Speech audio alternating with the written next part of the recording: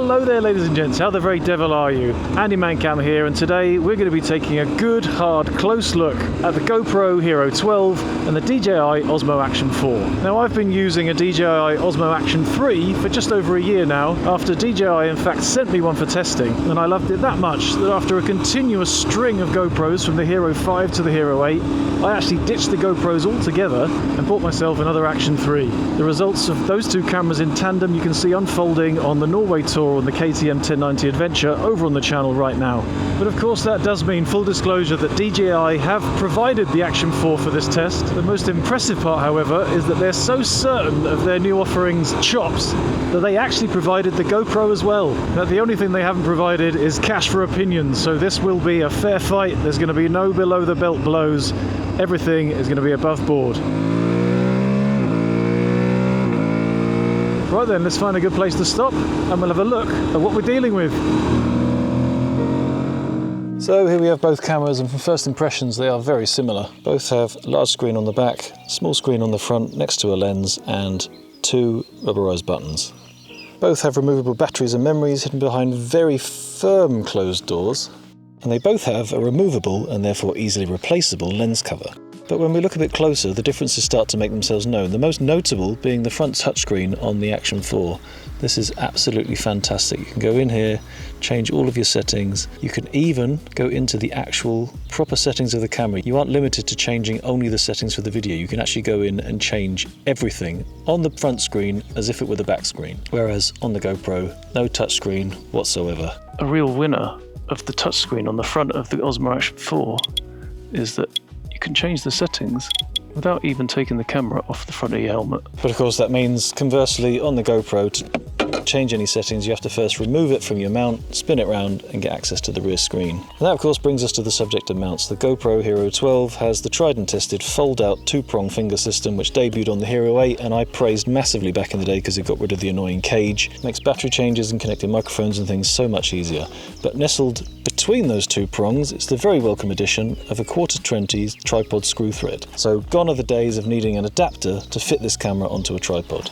But sadly, that's not enough. Against the magnetic mounting of the Osmo Action 4, it's 0 to 0 for the GoPro's folding fingers. The Action 4 is incredibly easy to install, remove and reposition, all without changing the orientation of the camera. To do the same with the GoPro means unscrewing, rescrewing and then checking the camera's in the right position.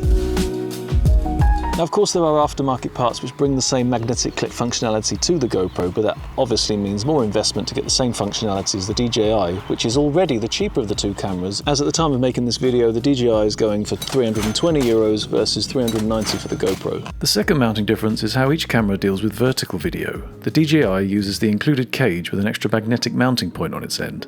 The Hero 12, on the other hand, takes a vertical crop from the almost square 8x7 sensor. Obviously, being 8x7 means that your vertical crop is not going to be quite as wide as if you just rotated the camera, but then that would require an entirely different mounting setup. The field of view with vertical shooting is also limited to wide with the GoPro, whereas with the Osmo Action 4, because it's just rotated, it's ultra-wide, just as if you were shooting landscape. The last differences that can be seen without tools or x-rays are the dimensions, with the Action 4 coming in less than the GoPro in every direction, including weight. Although, if you include the DJI's magnetic clip, because the GoPro clip is permanently installed, or if the Action 4 is wearing its snazzy collar, then the differences become somewhat irrelevant.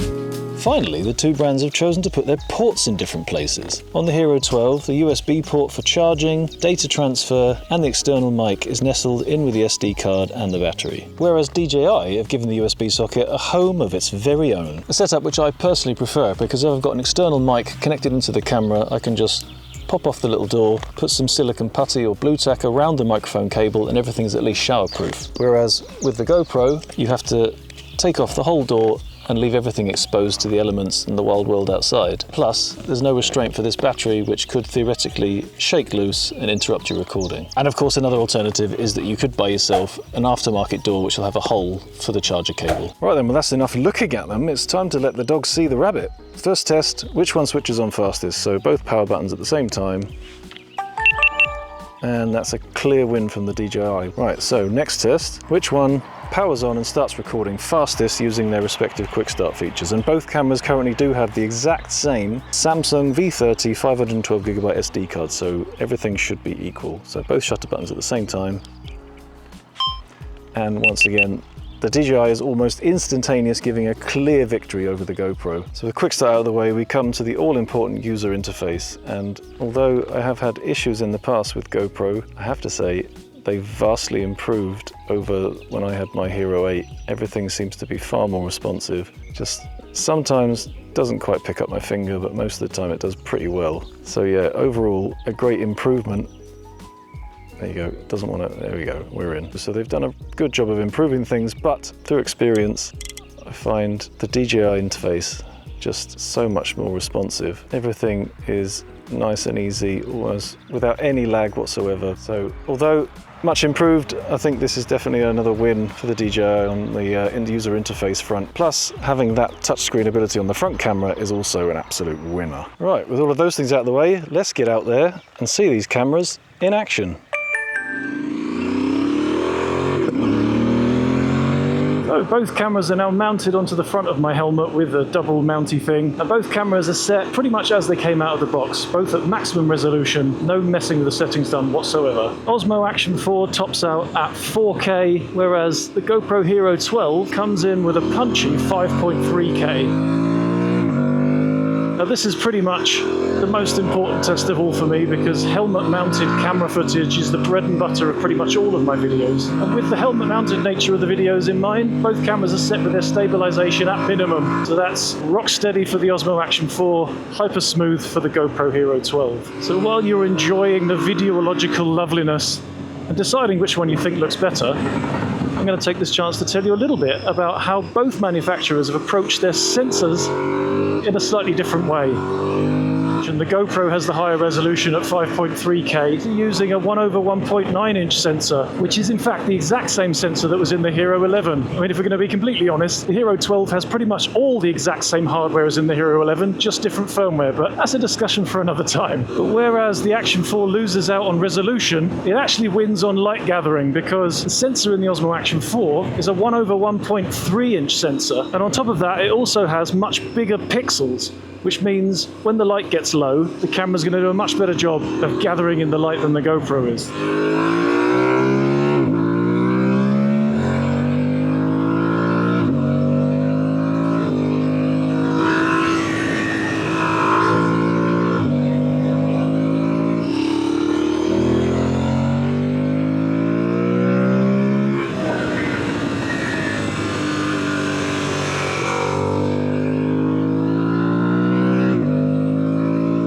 Many people, 5.3K is just going to be overkill, most importantly because it's going to absolutely rinse through your memory cards. So to give an apples for apples comparison, here's both the cameras, this time at 4K, still at 25 frames per second, so you get an idea of how they look on a level playing field.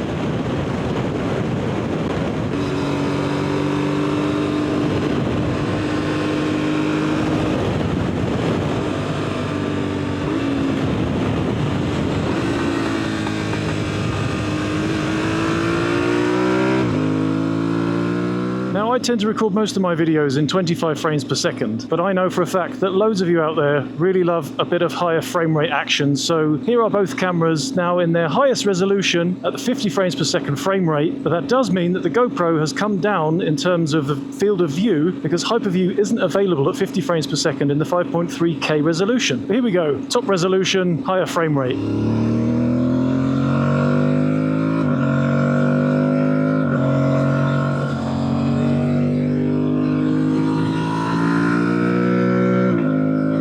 Which of course does give you the ability to do those nice little tasty slow-mos when you see something worth slow-mosing.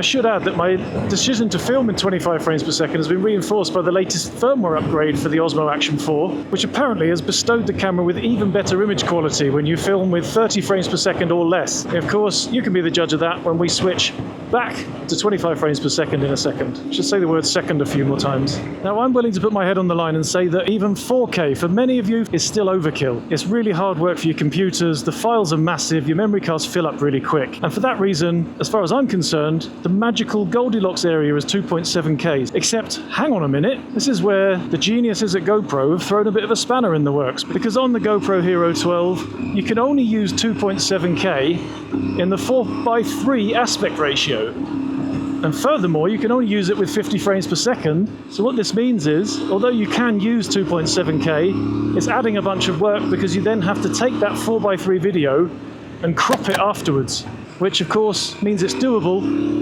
but it's an extra step, and particularly annoying if all you want to do is take that video straight out of the camera and watch it on your widescreen device. But in any case, here are both of the cameras in the 2.7K resolution. The Osmo Action 4, just like before, is in its ultra-wide setting, 25 frames per second, whereas the GoPro is in 4:3, 50 frames per second, which I've then cropped down to give you this widescreen view.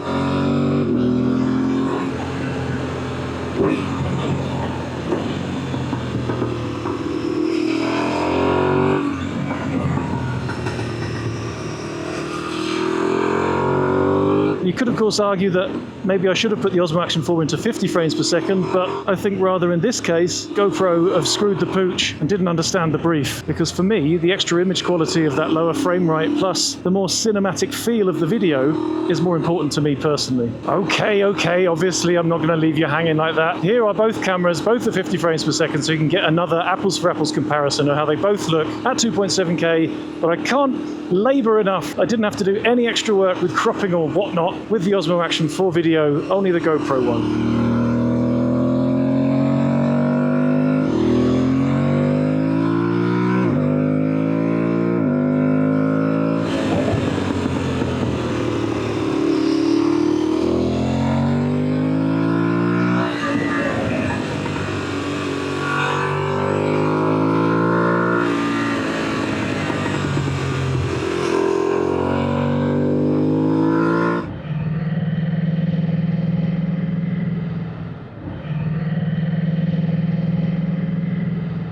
And then the final step down the resolution stairs, and possibly still the most used resolution of all, is Old Faithful 1080p. Anybody remember actually using 720p? I do. But unfortunately here, Mr. GoPro has once again thrown a big fly in the ointment because the Hyperview is not available in the 1080p resolution. So that means now both cameras are in 1080p 25 frames a second.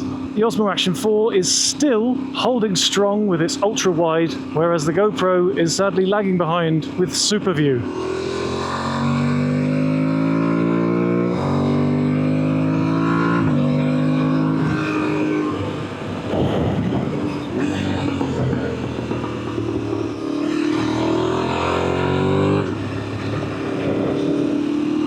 So then the final stop on the resolution roller coaster for you low-res, high-speed junkies is 1080p 50 frames per second. Once again, ultra-wide for the Osmo Action 4, Super View for the GoPro.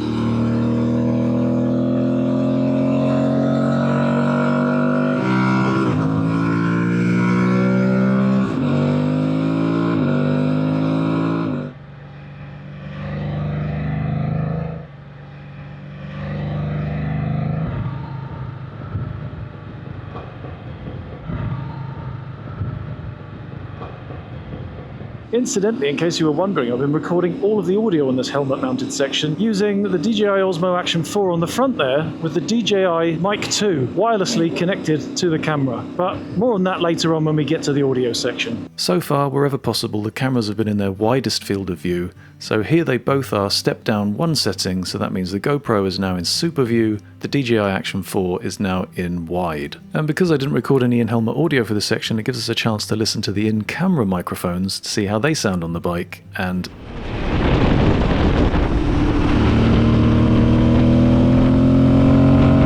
as you might imagine, it's mostly wind noise, except for every now and again when I duck behind the screen.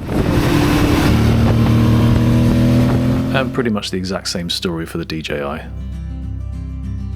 Now, in my opinion, with helmet-mounted forward-facing video, it's pointless going any narrower than this. Everything just looks too crowded. So what I'm going to do is flip the view around looking back at me. What a handsome chap. And we'll run through the views here. So just to give you a good frame of reference, here we are starting again with both cameras in their widest possible setting. So that's the GoPro in hyper view and the DJI Osmo Action 4 in ultra wide. And pretty much exactly the same as when the camera was helmet mounted, it's pretty much all wind noise here.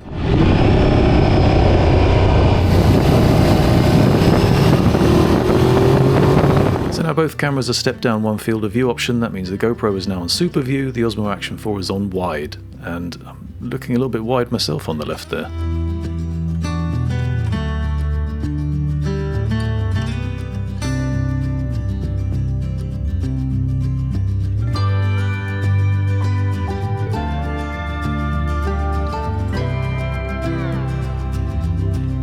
The next stop on the Field of View Express is wide for the GoPro and standard D-warp for the Osmo Action 4.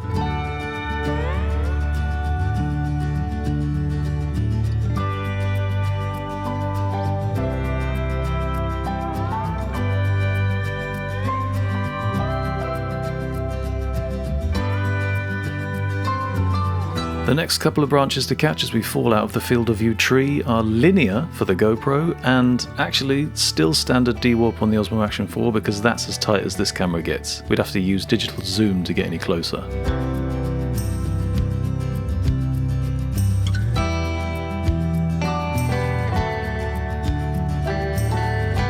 Final stops on this little field of view voyage are linear plus for the GoPro and still standard D-warp for the Osmo Action 4. What I didn't realise at the time of recording was that the GoPro in linear plus was going to automatically balance the horizon.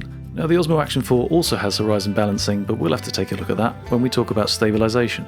So with that in mind, let's talk about stabilisation, shall we? Here are both cameras mounted to the sides of the bike, GoPro on the left, Action 4 on the right. And to give you a frame of reference, both cameras have their stabilisation turned off completely. And to be honest, I think you'd have to agree they're doing a pretty solid job considering stabilisation is completely turned off.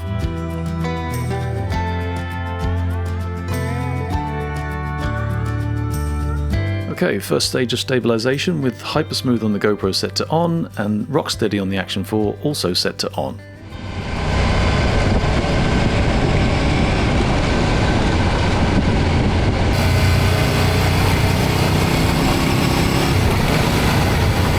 Stage 2 of stabilisation now with the GoPro's Hyperview set to Auto Boost and the Action 4's Rocksteady set to Rocksteady Plus.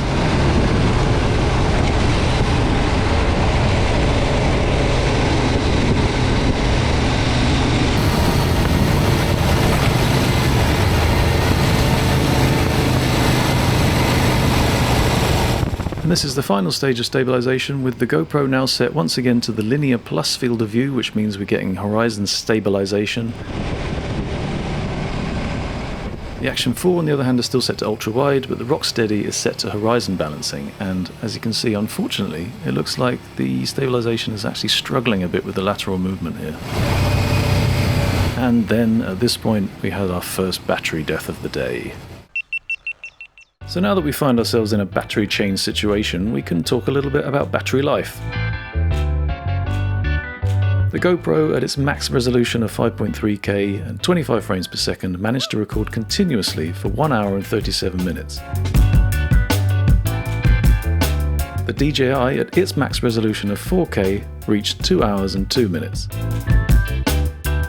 Obviously, the shorter runtime of the Hero 12 could be attributed to the higher resolution, so to make things fair, at 4K the Hero's Enduro battery held on for 1 hour and 42 minutes. Well, now that the batteries are dead, we need to get some juice back into them. I've been using this 65-watt gallium nitride charger from Orki for years now. It's an absolutely fantastic piece of kit. Sadly, you can't buy them anymore. And with it, the DJI charges to full in 57 minutes.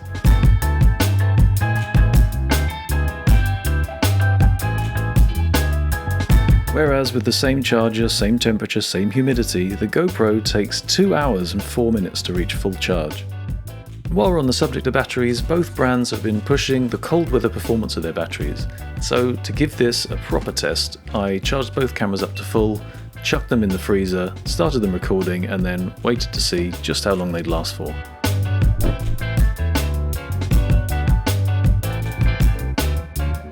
The GoPro managed to hold on for 1 hour and 39 minutes, and the DJI held on for 2 hours and 13 minutes, so both cameras putting in pretty much exactly the same performance as they did in the normal test. Recently, I also had the great privilege of being able to work a job in Lapland, so I took the opportunity to take the Action 4 with me, test out its cold weather performance, and in one of my free moments managed to get out on a snowmobile for an hour and a half in temperatures of more than 20 degrees below freezing, and the camera performed flawlessly. It also looked pretty cool.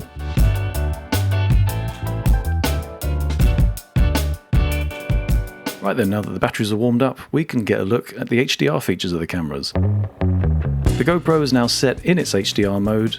The Osmo Action 4, however, actually doesn't have an HDR mode because apparently all the video is HDR. Now, the main point of the HDR video function is that it allows you to capture all of the detail in the shadows without losing any of the detail in the highlights, so you get to keep all of it without having an overly dark or an overly light picture. So what that means is, in this case, as you can see, we're riding through the shadows, yet the sky doesn't become blown out as the picture becomes overexposed. Conversely, when we go back into the sunlight, the shadows don't become great big muddy globs of darkness. Sometimes with HDR video, it is possible that things can look a little bit hyper-real, a bit over-processed.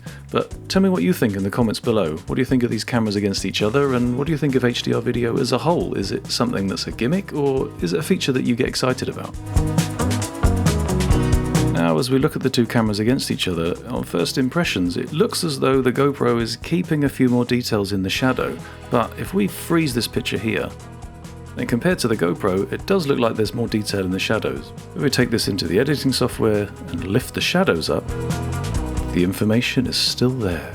Up to this point, you probably noticed that the colours of the GoPro are a little bit more muted than those of the DJI. That's because the GoPro comes out of the box in the natural colour profile, whereas the DJI comes out in the normal colour profile. So what you're looking at now is the GoPro in its vibrant colour profile, making the trees quite green, whereas the DJI actually doesn't have a vibrant or vivid colour profile, so we're stuck with normal. The thing is, because it by default records video in 10-bit, we can do a lot to change the colours afterwards if we want to. Which leads me to my semi-pro tip of this video. I'm going to use one of the ND filters from the DJI ND filter kit. It just presses onto the front of the Action 4. Then I need to go into the settings, turn on Pro mode, change the color from normal to D-Log M. Then we go into exposure, hit the M for manual, and that allows us to lock the shutter speed to whatever we want. I'm going to stick that at 100. Then we need to set the ISO bracketing. For a sunny day, 1 to 800 is perfect. Hit confirm, and we're good to go. That then gives us video that looks like this. The colors are washed out, it's very low contrast, but what we can do is take the LUT from the DJI website, plonk that onto the video to make it look like this. Or if you'd prefer, create your own color grade, and that can look like this.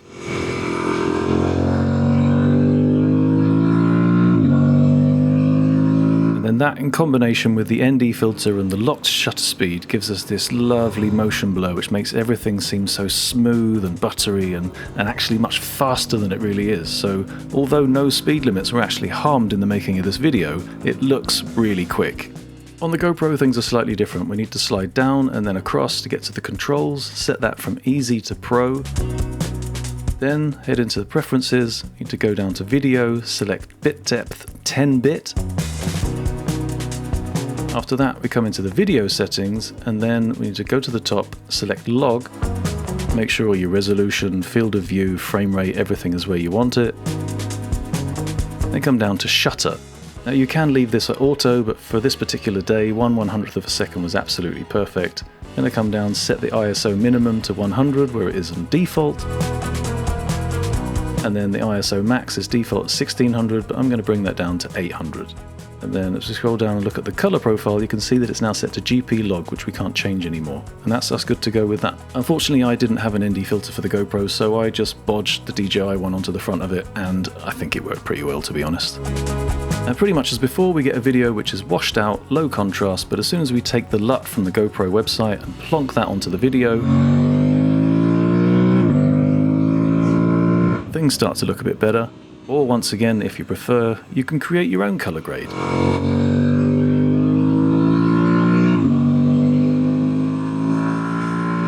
And then, just as before, we've got lovely motion blur on all sides, giving this wonderful feeling of speed that makes the whole video feel so much faster and more immersive than it actually was. I've got to be honest, using ND filters on action cams is one of my guilty video pleasures. We're now reaching the end of my day of testing, so it's going to be an interesting chance as the sun disappears over the hills to my right there for the Osmo Action 4 to put its money where its mouth is and prove its claims of being better at low light performance. About half an hour to my accommodation, so probably be almost dark by the time we get there. I'm hoping not too dark because I've still got the dark visor on.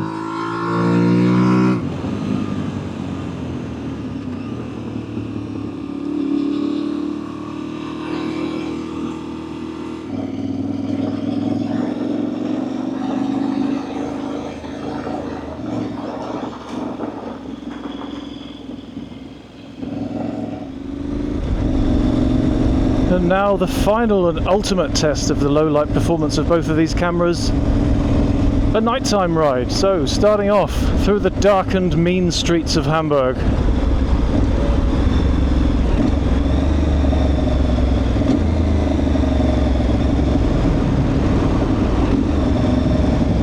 That's it, race to the line so you can stop for longer. Can we see anything of the beautiful Alster, the lake in the centre of the city? Take a quick blast through the tunnel because, let's be honest, who doesn't like a tunnel, especially when it's called wall fart? Well, that's the shady, slippery streets of the city taken care of.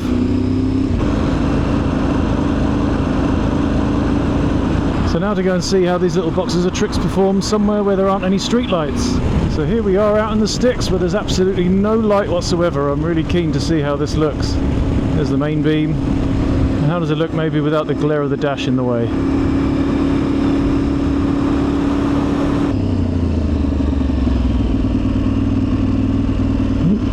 Thought this was a side street, turns out it's a farmyard. Good spot to turn around and get on with the rest of the video. First, just so I can see. That is with absolutely no light whatsoever, except the headlight of that truck.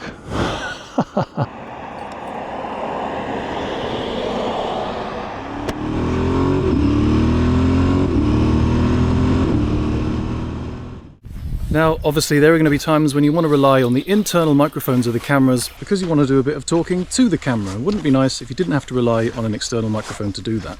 So I've now got both of the cameras at arm's length mounted together while I go for a little bit of a stroll, leaving the bike for a break behind there. Both of the cameras have got their wind reduction settings turned off, though to be completely honest there really isn't that much wind around today. But this will give you a good idea of what the microphones built into the cameras will sound like when you go for a little walk off the bike. Hopefully the microphones aren't picking up too much of the sound of my creaking boots, because they do creak like crazy. I need to get some oil on them. And no, it's not my knees that are making the noise. Of course, you can connect the DJI Osmo Action 4 to a lapel microphone and then stash that inside your helmet, as I have now. You can see the cable is coming out the side there, and I'm actually using an adapter which only costs 12 euros, which is the Boya BYK4. So there you go, that's what the DJI Osmo Action 4 sounds like, with a lapel mic for less than a tenner, plugged into an adapter for just over a tenner, and it's pretty much the setup that I've been using for the last year on the Action 3, until of course now I've got the wireless mic, so that's the way I'm going to be doing it. DJI do of course have their own mic adapter. It is a bit more expensive, and you will of course with that get the guarantee that it's going to work, because it is a little bit of a gamble when buying USB to microphone adapters. They're all wired differently. There's a bit of trial and error to finally find one you like. I found one in the Boya, but as far as I know it's actually quite difficult to come by now. Okay, with the external mic audio of the Osmo Action 4 taken care of, let's take a look at the GoPro.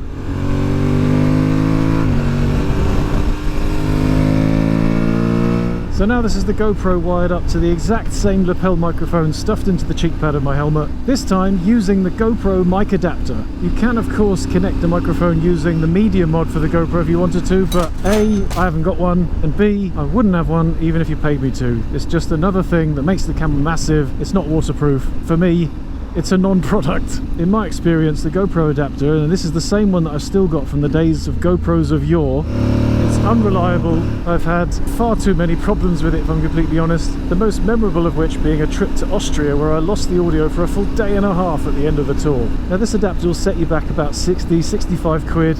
which comes in about 20 quid more than the DJI one, and obviously about 50 quid more than the Boya one. But the GoPro adapter does of course mean you've got another box that you need to mount somewhere onto the front of your helmet. You can get specially made camera mounts which give you a little cubby hole to stash your adapter into, but in my case right now I've just got it stuck onto the front with a piece of blue tack. On the olden days I used to have it stuck on with a piece of Velcro. There we go, that's the GoPro mic'd up for sound using a lapel mic and the GoPro mic adapter. But the almost unbeatable ace up the sleeve of the DJI Osmo Action 4 is that you can connect it wirelessly to their DJI Mic 2 and then transmit straight from the microphone, which I've got tucked inside my helmet, to the camera. I'm actually beaming this audio to the camera that's in front, to you right now. Of course I could beam it to the one on the front of the helmet, but in this case I've done it to that one so that I can see the bar jumping up and down to make sure I've got audio.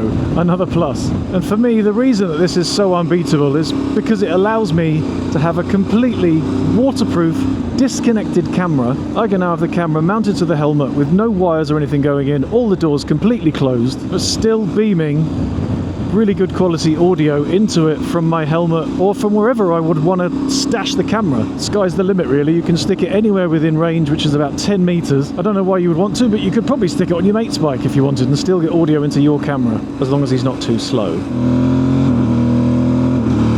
And so far I've managed to use the microphone for 6 hours of recording and it still had battery left at the end. Absolutely brilliant. Well then, that is pretty much everything taken care of, I think. Obviously there are features that I haven't gone into. I haven't done any time-lapse stuff. I haven't done any high frame rate stuff because those aren't things that I use, to be honest. But all that's really left for me to do is to make a choice, really. Let you know, of the two cameras, which one would I choose for using on my bike, for using on my bike-based videos. And I'm going to break it down. I mean, if we look at just the video quality, things are actually pretty close, let's be honest. The video quality of the Action 4 is leaps and bounds ahead of the Action 3, which I already really liked, but there is no arguing with 5.3K. That is super, super high resolution. But of course, it's only a good thing if you want super high resolution. Also, with audio quality, as you heard, the sound from the helmet into the camera, from all three of the different ways that I showed you, is very usable, very high quality. But when we come down to the experience of actually using the camera, the experience of using the camera specifically on and around a motorbike, then for me, the choice becomes a lot more clear-cut. I mean, the GoPro is great. They've been making cameras for a very, very long time. They know what they're doing, but using the Action 4 is just so much easier. I mean, not least, this wireless mic, which I'm using again now, is an absolute, as the Germans would say, it's an Offenbarung, an absolute game changer. But aside from that, the ability to use a cheap and small microphone adapter to connect any old mic you want, the battery lasts longer, the batteries charge faster, the magnetic mount system, again, it's another game changer. It's so easy to switch the cameras around and change your settings, helped in no small part by that touch screen on the front of the camera. Absolutely brilliant.